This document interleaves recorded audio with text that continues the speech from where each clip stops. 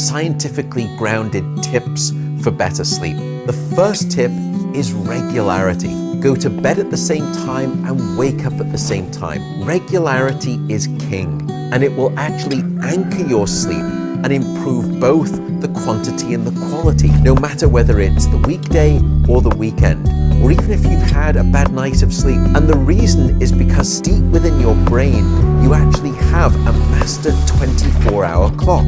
It expects regularity and works best under conditions of regularity, including the control of your sleep-wake schedule.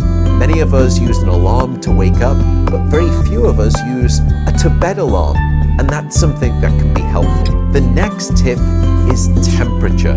Keep it cool. It turns out that your brain and your body need to drop their core temperature by about 1 degree Celsius, or around 2 to 3 degrees Fahrenheit, in order to initiate sleep and then to stay asleep. And this is the reason that you will always find it easier to fall asleep in a room that's too cold than too hot.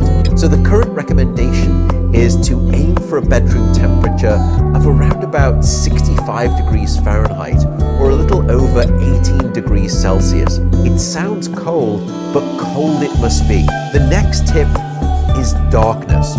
We are a dark-deprived society, and in fact, we need darkness specifically in the evening to trigger the release of a hormone called melatonin. And melatonin helps regulate the healthy timing of our sleep. In the last hour before bed, try to stay away from all of those computer screens and tablets and phones. Dim down half the lights in your house. You'd actually be quite surprised at how sleepy that can make you feel. If you'd like, you can wear an eye mask, or you can have blackout shades, and that will help best regulate that critical sleep hormone of melatonin. The next tip is walk it out. Don't stay in bed awake for long periods of time.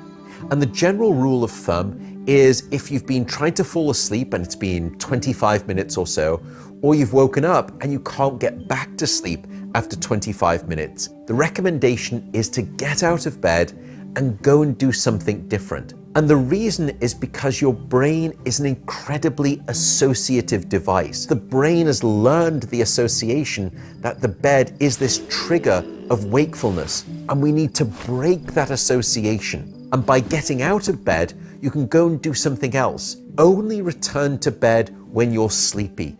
And in that way, gradually, your brain will relearn the association that your bed is this place of sound and consistent sleep.